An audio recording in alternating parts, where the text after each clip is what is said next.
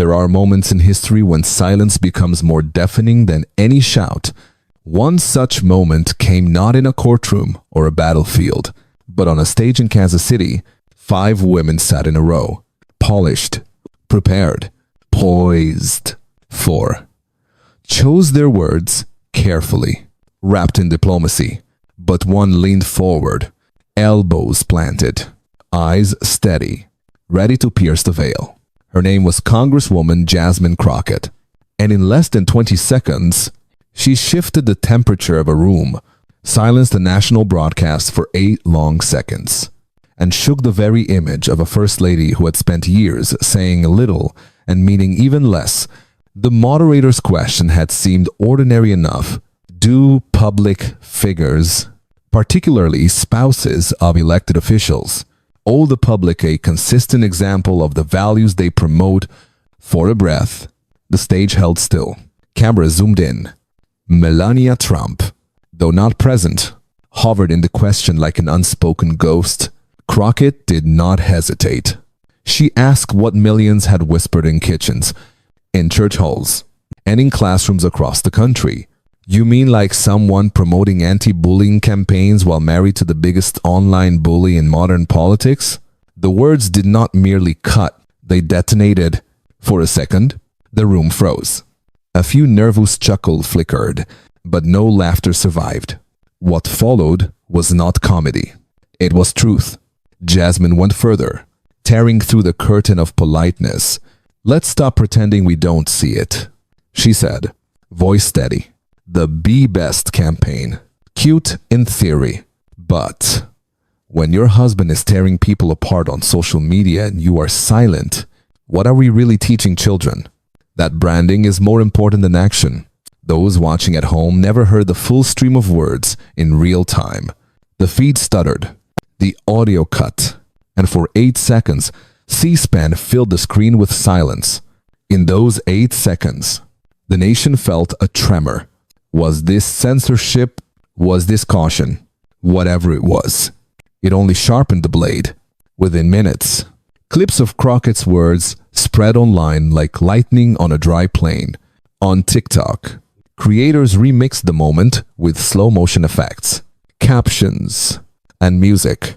On Twitter, hashtags erupted Cha-Cha Real, Cash Crockett, Truth in the Hill. For some, it was entertainment. For others, it was vindication. For many, it was a kind of long-delayed justice. Because the heart of the matter was not Melania Trump alone. It was the pattern. The system, the years in which women, even those standing closest to power, had been expected to stay silent while cruelty marched unopposed. Jasmine Crockett was not simply throwing shade. She was opening the blinds, letting sunlight pour in on contradictions, long kept in the shadows. And for viewers who had lived through decades of double standards, through sermons of patience and silence, while the world trampled their dignity, her words landed with the weight of generations. Stay with us, because this is not just another political spat. This is not about gossip, nor about petty rivalry. This is about truth crashing through the facade of power. This is about a black woman elected to Congress who refuses to be silenced. This is about the future our ancestors dreamed of, where truth is not trimmed to fit respectability, and justice does not wait politely at the door. Stay with us and subscribe, not for entertainment, but because a black voice that cannot be muted is a voice that belongs to all of us. History has always treated first ladies as mirrors of a nation's conscience. Some use the role as a platform for change, others as a stage for decoration. Eleanor Roosevelt held press conferences and challenged segregation in the 1930s. Jackie Kennedy gave the White House a sheen of glamour in the 1960s. Michelle Obama championed health and education with the grace of a teacher and the fire of an organizer. And then there was Melania Trump, who seemed to float above the chaos with a carefully crafted message of Be Best, a campaign against bullying and cyber cruelty. But what happens when the campaign stands in stark contradiction to the behavior of the man at her side? That question long whispered, burst into daylight when Jasmine Crockett refused to let it remain in the shadows. To understand why Crockett's words struck so hard, we must step back. The United States has always demanded silence from those who could have spoken. Enslaved Africans were whipped for speaking their mother tongues. Black sharecroppers were silenced by economic chains. Civil rights leaders were told to wait, to calm down, to be patient. Silence was sold as virtue, when in truth, it was a weapon of control. When Crockett declared on that stage that silence is not elegance but complicity, she was not speaking only to Melania Trump. She was calling out a pattern older than the Constitution itself, the expectation that women, and especially black women, should hold their tongues for the comfort of others. Melania's Be Best initiative launched in 2018 with glossy brochures, smiling photographs, and words about kindness. Yet that same year, immigrant children were separated from their parents at the southern border. Images of crying, toddlers in cages spread across the globe. The president raged on Twitter, mocking opponents and belittling journalists. Through it all, Melania remained mostly unseen, save for an infamous green jacket that read, "I really don't care. Do you?" For critics, the contradiction was unbearable. For supporters, it was a mystery to be excused. For Jasmine Crockett, it was hypocrisy too heavy to ignore. Crockett herself was not raised in silence. She came from Dallas, Texas, where the echoes of segregation still shaped neighborhoods and schools. She studied law, defended those who had no money for powerful attorneys, and fought battles in courtrooms, where truth often bent under the weight of privilege. To walk into Congress as a black woman from the South was already to walk against the tide. Yet Crockett carried with her not just a career, but a lineage.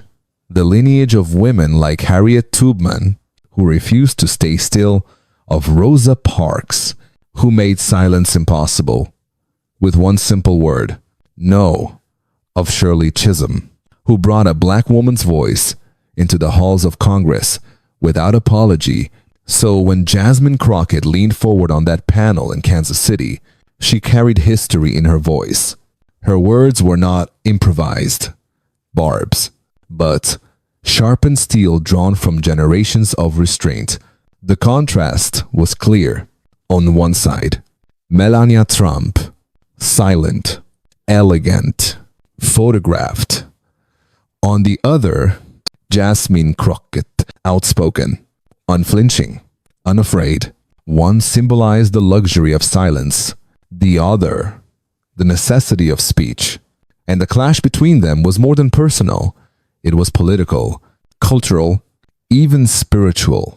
In African traditions, silence can be sacred, a pause to honor ancestors. But silence imposed by fear or power is another thing entirely. For centuries, African Americans have been told that quiet obedience was the price of survival, yet survival without dignity is not living, it is waiting. Crockett's intervention tore open that wound. She spoke what others would not, that a first lady cannot decorate trees for Christmas and disappear when children are locked behind fences, that engagement is not optional when your title itself carries the weight of national responsibility. The moment in Kansas City was not simply about Melania Trump's record. It was about America's habit of accepting symbols over substance. How many times have we celebrated the image of unity while ignoring the practice of division? How many times have we applauded slogans while children cried in silence? Crockett's words forced the audience and later the nation to confront the price of pretending that image is action, pretending that silence is neutral, pretending that injustice will resolve itself if we are polite enough to wait. And it is here that the roots of the story deepen, because Crockett did not emerge from nowhere. She rose from communities that know the weight of silence too well. She carried the lessons of mothers who gripped steering wheels with shaking hands rather than speak against injustice. She carried the fire of young activists who march not because they enjoy the noise, but because they can no longer stand the quiet When she spoke that day, her voice echoed not only through the microphones of C-SPAN, but through the halls of history where silence has too often been mistaken for grace. By the time the broadcast cut back in, the damage, or perhaps the healing, was already underway. Viewers were forced to ask themselves, what does it mean when the truth is so sharp that the cameras themselves cannot bear it? What does it mean when a black woman in Congress can silence a national broadcast with nothing but her honesty? And what does it mean for a nation that has always demanded silence from the very people whose voices could save it? Those questions will not be answered quickly, but they set the stage for everything that followed. For Jasmine Crockett had done more than call out a contradiction. She had laid bare the cost of silence, the price of image without action, the deep wound of hypocrisy in the highest offices of the land. And once spoken, those words could not be taken back. The stage lights in Kansas City were bright, but the words that fell from Jasmine Crockett's mouth were brighter still. The panel on women in power had been designed as a polite conversation, a celebration of achievements. Yet, Crockett transformed it into a battlefield where truth could no longer be dodged. Her opening strike, questioning how a first lady could promote anti-bullying, while married to the biggest online bully in modern politics, was not an isolated jab. It was the beginning of a journey that would ripple far beyond that room, across television screens, social media feeds, and into the living rooms and lives of ordinary Americans. The first hours after the broadcast cut were filled with confusion. Viewers wondered if their televisions had glitched. Producers scrambled to explain the 8 seconds of silence. But the internet had no patience for delay. Clips spread within minutes. On TikTok, the moment was looped with captions in bold white letters. You want the praise. Take the pressure. On Twitter, hashtags erupted. On Instagram, creators paired Crockett's words with gospel music, dramatic piano chords, even with archival footage of civil rights marches. What began as one woman's pointed remark was transforming into a collective echo. Crockett herself did not retreat. She returned home, filmed the video in her kitchen, hoodie on, no makeup, no polished set. I am seeing a lot of folks telling me I crossed the line, she said, her voice calm but unyielding. I need y'all to tell me where exactly is that line, because when I see kids crying in cages and the First Lady disappears, I don't see any line. When women are mocked publicly and she stays silent, I don't see any line when she reappears to decorate trees, but not to answer for cruelty. Who gets to decide when we speak? The video was raw, unedited, and it went viral. 2,600,000 views in less than half a day. It was not politics as usual. It was testimony. For women like Kira, a gas station attendant in Oklahoma, juggling 2 shifts to raise her children, Crockett's words hit like recognition. Watching the clip on her phone, she shook her head, not in disapproval, but in relief. Finally, she whispered, somebody said it. For grandmothers who had lived through segregation, for young students wary of political doublespeak, Crockett's plain speech was a breath of air in a suffocating room. She was not talking about politics. She was talking about lived reality, and that difference made all the difference. But every journey that begins with truth quickly encounters resistance. Conservative host pounced, framing Crockett as disrespectful, accusing her of cheap shots against the dignity of a first lady. Melania's defenders called her comments old wounds dredged up, irrelevant attacks. Yet the noise of opposition only amplified the clarity of the original message, because what Crockett had said was not complicated. It was precise. It was the kind of truth that needed no decoration. And in its simplicity, it pierced deeper than elaborate speeches ever could. Inside Crockett's own office, staffers marveled at the flood of responses. Emails, letters, voicemails poured in, some furious, many grateful. A grandmother in Nebraska who had never followed politics wrote, I never liked talking about politics, but this Jasmine woman, she's got me listening.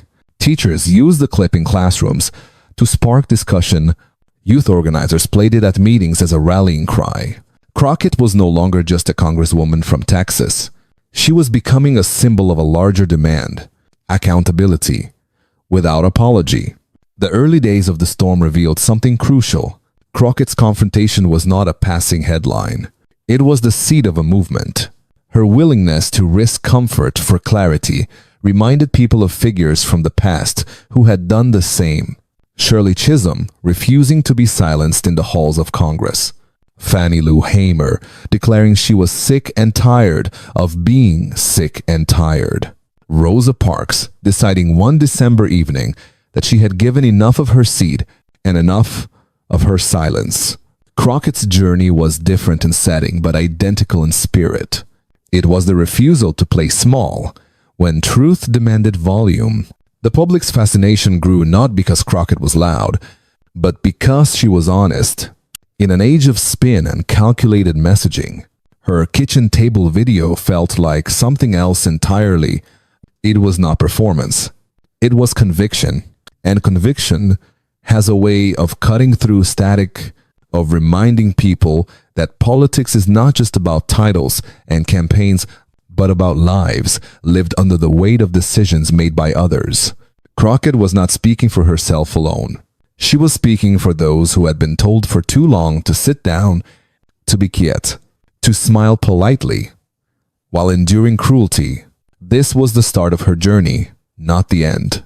She had opened a door that others had been too careful to touch. The question now was, what lay beyond? Would the system try to bury her words under noise and distraction? Would her critics succeed in painting her as reckless? Or would the public, long hungry for authenticity, keep echoing her message until it could not be ignored?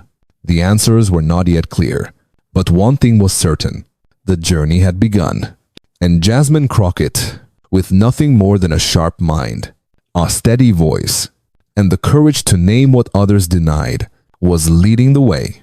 The storm did not remain a flicker on a stage in Kansas City. It expanded, roared, and shook the airwaves across America. Within hours, the question was no longer what Jasmine Crockett had said, but what her words revealed about power, silence, and the cost of pretending. By the next morning, every major network carried the clip. One station replayed the 8 seconds of dead air again and again, as if silence itself had become the headline on talk radio. Conservative voices shouted over each other, accusing Crockett of cheap politics, of breaking a sacred boundary around the dignity of the First Lady. Yet the louder they shouted, the clearer her words rang. Because at the heart of the clash was not a single comment, but a deeper truth. Silence, dressed in elegance, had been mistaken for virtue for far too long. Crockett herself faced the wave head-on. Outside her congressional office, the reporters crowded near the steps, calling out questions. "Congresswoman, would you take anything back?" one asked. Crockett paused, turned her head, and with a half-smile said, "Take it back. Nah, I just got started." The line was clipped, captioned, and shared thousands of times. Before evening, supporters posted it with comments like, "Truth does not apologize." Critics shared it as proof of arrogance. Either way, her refusal to retreat made clear that she was not playing a short game. She had entered the battle knowing the risks, and she intended to fight. The second act of her confrontation came not on a stage, but in her kitchen. The video was rough, unpolished. A phone propped on the counter, Crockett in a hoodie, speaking straight into the lens. "I'm seeing a lot of folks telling me I crossed the line," she said, voice steady. "I need y'all to tell me where exactly is that line. Because when I see kids crying in cages and the First Lady disappears, I don't see any line. When women are mocked publicly and she stays silent, I don't see any line. When she reappears to decorate trees, but not to answer for cruelty, who gets to decide when we speak?" The honesty cut sharper than any rehearsed soundbite. This was not politics as usual. It was conviction, and it spread like fire on dry grass. 2,600,000 views in less than half a day, with comments pouring in from teachers, nurses, factory workers, students, and elders who recognized themselves in her words. In Oklahoma, a mother of two named Kira leaned against the counter of the gas station where she worked her second shift. She watched the video on her cracked phone screen, shaking her head slowly. Finally, she murmured, "Somebody said it." In Atlanta, a grandmother forwarded the clip to her church group, adding only 3 words. She said it. In Detroit, high school students remixed the video with beats and shared it on TikTok, turning Crockett's phrase, "Take the pressure," into a chant across the nation. What had begun as a pointed remark on a panel was becoming a chorus. But every chorus attracts dissonance. On prime time, conservative hosts thundered. One declared, "This is what happens when respect is abandoned for cheap applause." Yet the words backfired. Online, supporters flipped the phrase into a rallying cry. Memes appeared with Crockett's image beside the caption, "Respect without truth is silence in pearls." Hashtags multiplied, voice unmuted. Truth in the hill. Mic belongs to use. Far from silencing the Congresswoman, the attacks only amplified what her opponents framed as recklessness. Her supporters embraced as courage. The political establishment, however, was uneasy. In backrooms and committee meetings, colleagues whispered. Some worried her fire might burn allies as well as adversaries. Others admired her boldness, but feared the consequences. The party leadership debated whether to defend her outright or to let the storm play itself out. Yet, Crockett herself gave them little room for hesitation. She kept speaking, not with insults, but with clarity. Her refusal to soften her tone reminded many of earlier truth-tellers Shirley Chisholm declaring she was unbought and unbossed. Fannie Lou Hamer confessing she was sick and tired of being sick and tired. Crockett was carving her own place in that lineage, not by imitation, but by necessity. The most striking element of the battle was not the volume of her words, but the clarity of their echo across social media. People repeated her phrases like, "Scripture, you want the praise? Take the pressure. You want the title? Take the responsibility." It was no longer just about Melania Trump. It was about bosses who smiled at holiday parties but ignored harassment. About pastors who preached love on Sunday but remained silent when cruelty walked into their communities. About neighbors who posted inspirational quotes online but never stood up for those who were mocked or excluded. Crockett's confrontation became a mirror, and millions saw reflections they had long avoided. In the Black community, her words carried a particular resonance. For generations, African Americans had been told to wait, to be patient, to keep voices soft. Politeness was sold as protection, silence as survival. Yet survival without dignity was never enough. Crockett's stance reminded elders of marches in Montgomery, sit-ins in Greensboro, protests in Ferguson. It reminded them that every advance had come not from quiet compliance, but from voices raised when it was deemed impolite to speak. For the younger generation, Crockett's honesty offered permission to speak, even when told not to. Permission to claim space in rooms designed to exclude them. Permission to say aloud what others only whispered. The clash was not without cost. Threats filled her voicemail. Editorials questioned her motives. Old footage of her speeches was dragged into the light, dissected for missteps. But Crockett did not flinch. She had lived too long among those who believed silence was safety to mistake noise for danger. The real danger, she insisted, was in never speaking at all.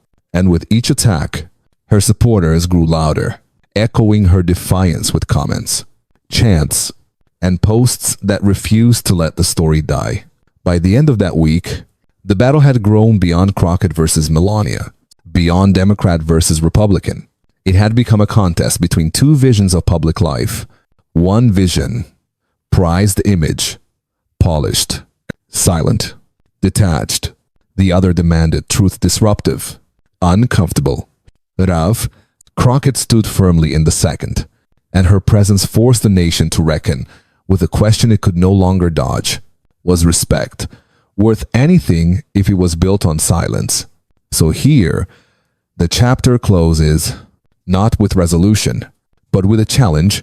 The microphones may have been cut for 8 seconds in Kansas City, but the echo of that silence remains. And if you believe this is what justice should have always sounded like, say truth in the comments below. Behind the grand gates of Mar-a-Lago, the silence was heavy. While America argued, tweeted, and shouted over Jasmine Crockett's words, Melania Trump sat in the east wing of the estate, still and composed on the surface, but with a storm turning quietly inside. The television played in the background, cycling between home renovation shows and news panels dissecting the Kansas City moment. Every channel replayed the Crockett's line. Every commentator had an opinion, but Melania's silence, the very thing under fire, remained unbroken. Her advisor, Helena Zavros, sat across from her, a folder of printed transcripts in hand. Normally poised, today she shifted in her seat. You need to say something, she urged carefully. This is spiraling. Melania did not look up. It will pass, she murmured. Helena leaned forward. No, this one isn't going away. She hit something real. The words hung in the room. For perhaps the first time, the advisor was telling the First Lady what the public already sensed. Silence was no longer working as armor. It was cracking. Across the nation, Crockett's momentum only grew. Supporters held her up as a truth-teller. Critics sharpened their attacks. Threats poured in. But Crockett was unyielding.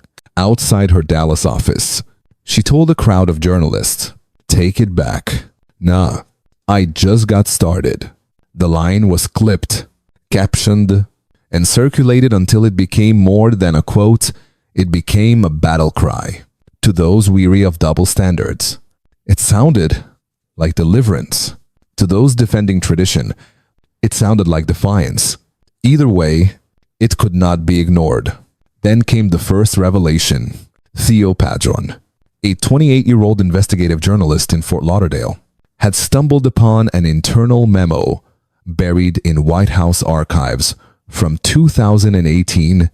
The memo was a draft statement from Melania Trump's office at the height of the family separation crisis.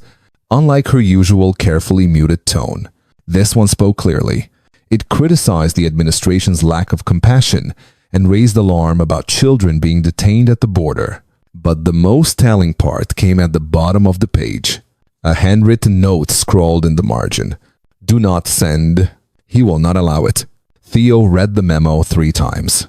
He cross-checked signatures, compared drafts, weighed the risks. And then he published. The article went live at 8:12 in the morning. By noon, it had been picked up by 5 national outlets. By mid-afternoon, it was the top story on Google News. Suddenly, the narrative shifted. This was no longer simply about Melania's silence, but about the silencing of Melania. Crockett's critique had opened the blinds, but Padron's discovery revealed the locks on the windows. The effect was immediate. Supporters of Crockett said the memo proved her point. That image had been prioritized over truth, branding over bravery. Critics of Melania now hesitated, wondering if her silence had not been choice but coercion. And women across the country, many who had themselves been told to stay quiet for the sake of others, recognized something hauntingly familiar. Silence was not always voluntary. Sometimes it was enforced. Crockett herself read the article in her Dallas office, lips pressed together, staring at the scanned image of the handwritten note. She whispered. She tried. Her aide Camille looked up. "What's that?" Crockett shook her head, eyes still on the page. She wanted to speak. She just couldn't. It was a rare moment of pause. For a woman, so often uncompromising in her words, here was recognition of something more complicated. Accountability remained, but understanding had entered the frame. 2 days later, Crockett addressed the revelation at a community center in Phoenix. Reporters crowded in, expecting fire. Instead, they got something different. This isn't about Melania Trump anymore. She began. This is about the structures that keep women, even powerful ones, from speaking freely. This is about a country that teaches young girls to be polite over being real, that lets cruelty pass. If it's dressed in pearls, cameras zoomed in. The air shifted. This was not a retreat, but a reframing. She was still calling out hypocrisy, but she was also pointing upward, toward the system itself. The press conference went viral once again, but this time, headlines did not frame her as combative. They framed her as expansive, as someone able to hold both critique and compassion at once. She's not just calling people out. One journalist wrote, she's calling people in for those who had dismissed Crockett as reckless. This new dimension made them pause. For her supporters, it only deepened their conviction. She was not just a fighter, she was a teacher. Meanwhile, inside Mar-a-Lago, the atmosphere grew heavier. Advisors drafted soft, measured statements, but Melania refused to approve them. If she spoke now, it had to be real, and real was dangerous. To acknowledge the memos would be to admit her silence had not been her own. To stay silent was to watch her image crumble further. Both choices felt impossible, and so, for days, she did nothing, which in politics is rarely nothing at all. Every hour, she stayed silent. Crockett's words grew louder. Then, another storm broke. Theo Padron uncovered a second file, this time misfiled in a cache of old speechwriter documents. It was a draft speech from June 2020 at the height of the Black Lives Matter protests. Unlike Melania's usual restrained public tone, this draft was unflinching. It opened with a line no one could imagine her delivering. In times of deep pain, silence is not elegance. It is abandonment. In the margins, a note from the communications director read, too strong, too political. POTUS will object. Recommend delete. When Theo published the piece, it detonated. News anchors read the quote aloud. Podcasts dissected every phrase, and Twitter exploded with threads analyzing the tone. For the first time, Melania Trump was revealed, not as a silent accessory, but as a woman whose voice had been repeatedly buried, and buried alongside those words, to the astonishment of many, was a direct mention. We must also listen to the young voices in Congress calling for justice, not silence them. Representative Crockett's passion speaks to the urgency many of us feel but fear to express. Jasmine Crockett read the draft in disbelief. She was watching me, she whispered. Her staffer handed her the phone again, repeating, "You're in it." The shock was not just in being named, but in realizing that the confrontation was never one-sided. Even as Crockett had called out Melania for her absence, Melania had privately recognized her presence. The crisis now had two faces. For Melania, it was the revelation of a silenced voice. For Crockett, it was the weight of being both challenger and unexpected ally. For America, it was the collapse of a comfortable narrative. Silence was no longer simply elegance, and confrontation was no longer just aggression. Both were windows into a system that demanded compliance and punished defiance. The clash had become a crisis, not of personalities, but of truth itself. The revelations did not fade. They multiplied, each one tearing open the illusion that silence was choice, each one reshaping how the public understood power, image, and truth. After Theo Padron's second article, the national debate transformed once again, No longer was the question only whether Melania Trump had failed to live up to her own campaign. Now the question was, how many voices, even in the highest places, had been strangled before the public could hear them? For Jasmine Crockett, the shift was palpable. Only days before, critics had accused her of cruelty. Now those same critics hesitated. Her words had not been disproven, they had been deepened. The contradiction she had called out was real, but the memos revealed something worse. A system that silenced not just ordinary women, but even those who wore the title of First Lady. Crockett stood on the steps of a community center in Columbus, Ohio, and told the crowd, "I want to be clear. This has never been about dragging someone through the mud. It's been about honesty. And the truth is, some of what I criticized, she may have wanted to fix, but she wasn't allowed. And that's even worse." The audience fell into stillness, not roaring but absorbing. Then, slowly, hands came together in steady applause. The immediate aftermath was messy. Conservative talk shows doubled down, insisting the memos were either exaggerated or irrelevant. Progressive commentators pushed back, demanding accountability, not only from Melania, but from the machinery that had silenced her. Journalists debated journalistic ethics, the role of leaks, and the implications of unelected advisors controlling the voice of an elected leader's spouse. But outside the media bubble, ordinary people were focused less on politics and more on recognition. Women in factories, schools, and homes posted their own stories of being muted. A teacher in Michigan wrote, 30 years in the classroom, and I swallowed my truth too many times. Reading those memos, I realized silence is not protection. It's permission for cruelty to continue. Social media became a flood of testimony. Hashtags that had begun as humor, Chacha Baril, evolved into banners of solidarity. Workshops sprung up in churches and libraries, titled, "Silence Has a Cost." Mothers gathered in circles to talk about when they had stayed quiet and what it had cost their children. Daughters asked their grandmothers about the times they wished they had spoken. What began as Crockett's confrontation had become a movement. It was not just about accountability. It was about release. Release from years of swallowed words and buried pain. Politically, the shockwaves were unavoidable. In Congress, allies began quoting Crockett on the floor. "If you want the praise, take the pressure." The line appeared in speeches about budgets, about education, about policing. It became a shorthand for integrity. At the same time, opponents bristled, warning that Crockett's rise was dangerous, that she was bending the party toward confrontation rather than compromise.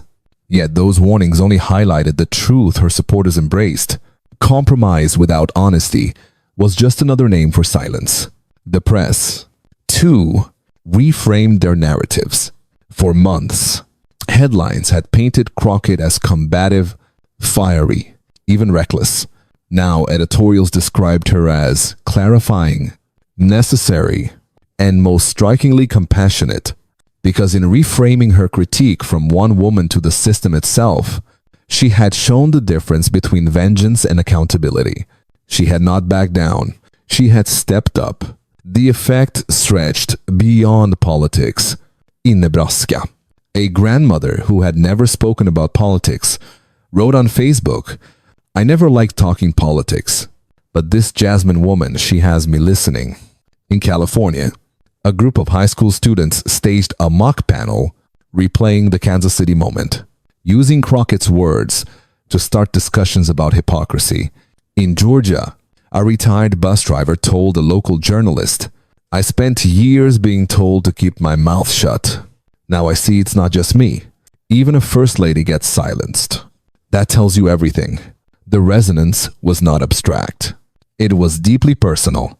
Meanwhile, inside Mar-a-Lago, tension escalated. Advisors urged Melania to respond. Drafts were written, softened, redrafted.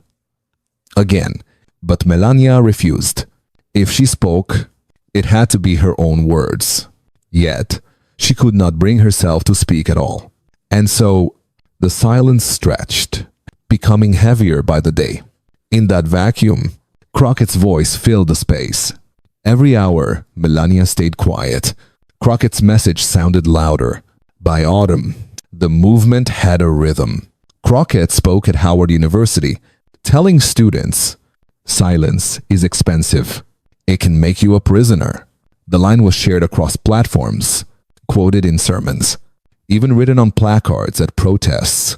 In Akron, Ohio, she addressed a local women's conference, looking into the eyes of retired teachers, nurses, social workers. "I realized something this year," she told them. "Melania Trump isn't me enemy. She's a mirror. Not because we're the same, but because our silence speaks different languages, and we've both paid for it." The women in the room did not erupt in cheers. They sat in stillness, then slowly began to clap in rhythm, a sound not of frenzy, but of deep respect. The immediate consequences had become long-term shifts. Crockett was no longer just a trending clip. She was a touchstone. Her confrontation had birthed workshops, panels, sermons, and conversations. Her defiance had exposed not only the contradiction of one woman's silence, but the system that demanded it. And in doing so, she had redefined what accountability could mean. Not punishment, but clarity.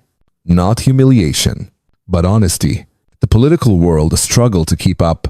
Pundits debated whether Crockett's rise signaled a new chapter for black voices in Congress, or whether it was a flare that would fade. But outside that bubble, the people who mattered most had already decided.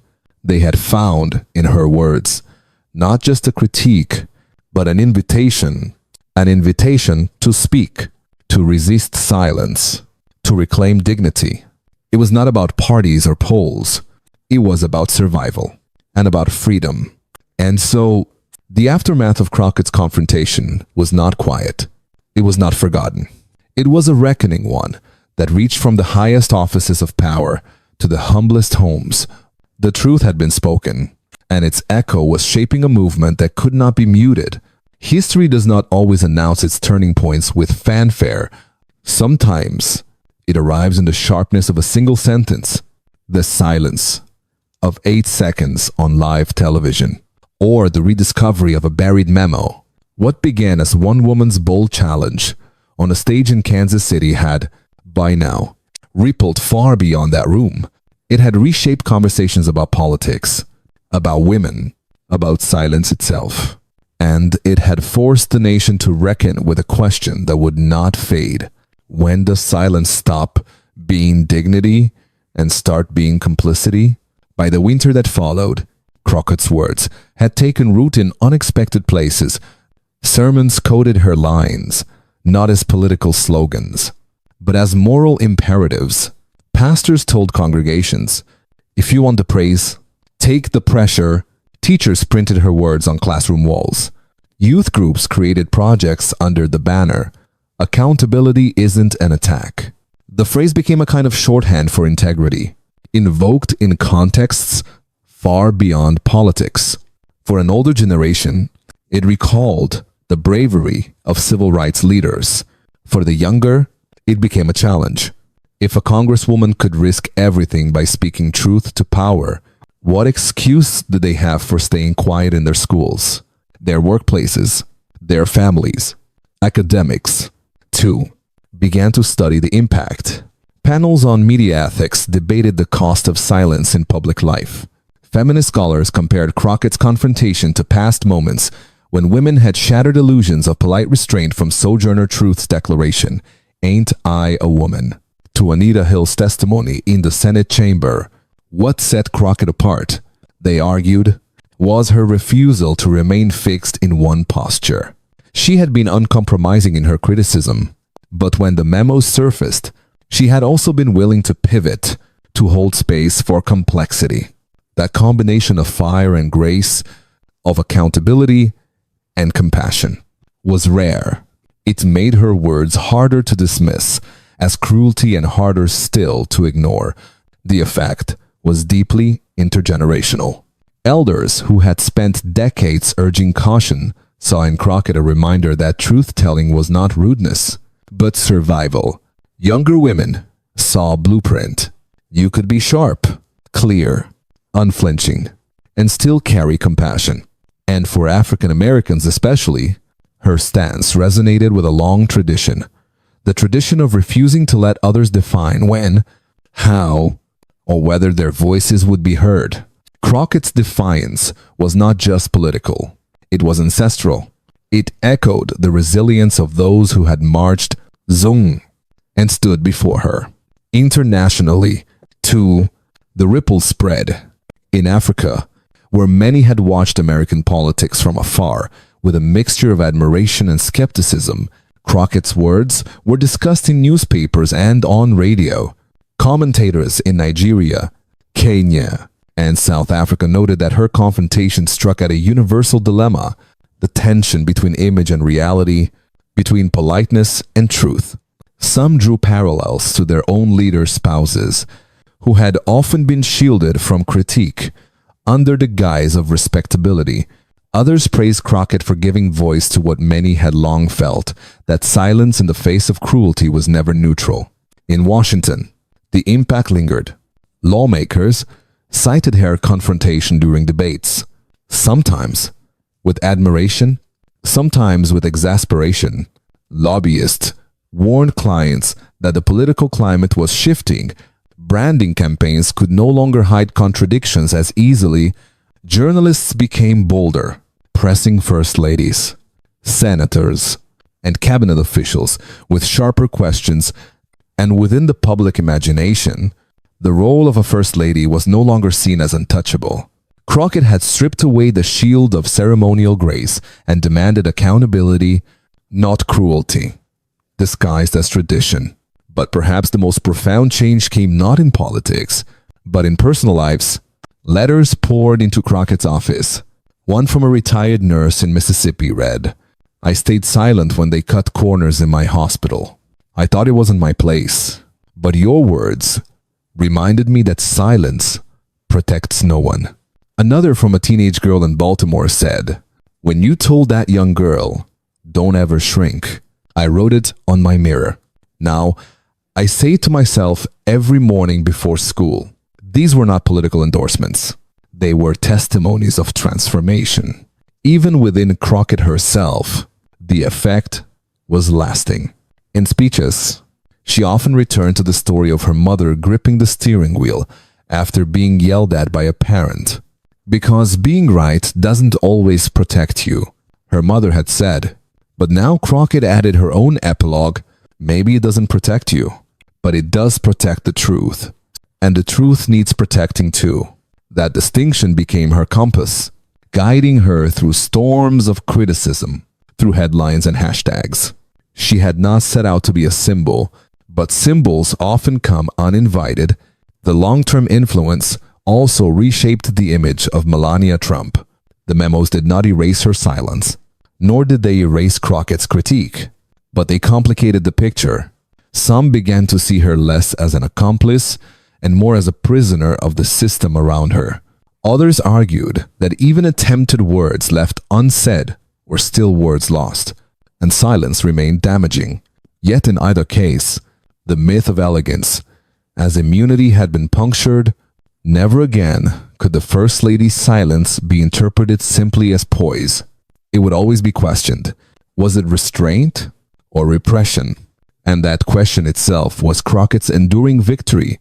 By the anniversary of the Kansas City panel, the nation looked back with astonishment. What had begun as an exchange on a small stage had become a cultural touchstone. Documentaries were pitched. College courses cited the moment. Youth groups adopted her lines as mottos, and at every level, the question of silence. When it protects, when it poisons, remained alive. Crockett's words had not just unsettled the First Lady, they had unsettled the nation into reckoning with itself. The long influence of her confrontation lay in this: it refused to end.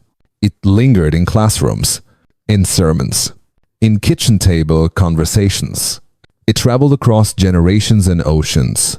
It transformed silence from a symbol of dignity into a contested ground, one where accountability demanded to be heard. Crockett had not merely criticized, she had created a new vocabulary for truth, and once spoken, that language could not be forgotten. There are moments in public life that fade quickly, forgotten beneath the churn of news cycles. And then there are moments that echo not because they were perfect, but because they were piercing. Jasmine Crockett's confrontation on that stage in Kansas City was not polished, not polite, and not rehearsed. But it carried a truth so sharp it cut through years of silence. That is why it lasted. That is why it mattered. Looking back, what began as a single exchange about the duties of a first lady became something far larger.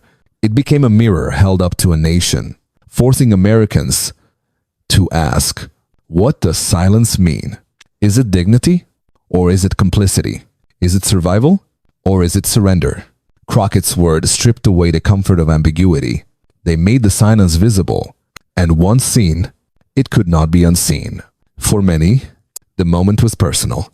A retired teacher in Ohio, a nurse in Mississippi, a bus driver in Georgia, each heard in Crockett's defiance an echo of their own swallowed words.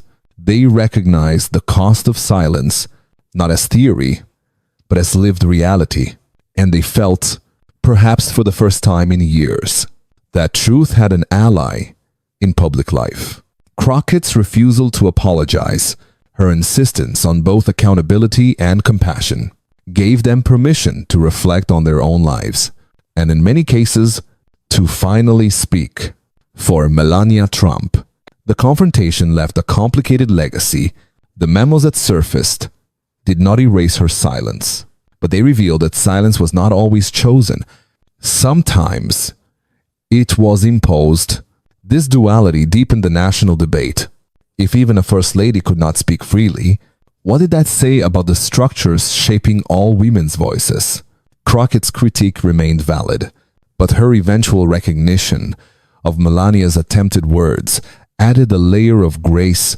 It reminded the nation that accountability need not exclude understanding, and that justice is not weakened by compassion, it is strengthened by it. The story, then, is not of a feud between two women. It is the story of what happens when truth collides with performance, when honesty breaks through branding, when silence meets its expiration date. It is about a nation learning, again, that politeness without courage is hollow, and image without action is deception. And it is about a congresswoman who chose to speak, knowing the risks, because the cost of silence was greater still. As the dust settled, the echo of her words did not fade. They lived on in classrooms, churches, and community halls. They sparked conversations across generations, across borders, across oceans. They reminded people in America, and beyond that, speaking is not always safe, but it is always necessary. And they left behind a challenge that cannot be ignored. To ask ourselves, not only what we believe, but whether we are willing to voice it. Jasmine Crockett's confrontation will not be remembered only as a viral moment, a trending hashtag, or a political skirmish. It will be remembered as a turning point, a time when a woman refused to tiptoe around hypocrisy, when she stomped in with steel-toed boots, and when her words lit a path for others to follow. It was not the end of the conversation. It was the beginning. And so the conclusion is not quiet. It is a call. Speak for yourself, for those who cannot, for those who came before, and for those yet to come. Speak even if your voice shakes. Speak even if the world tells you to be smaller. Speak because silence is expensive. Speak because the truth deserves defenders. Speak because accountability starts with the brave, but it does not end with them. It lives in all of us.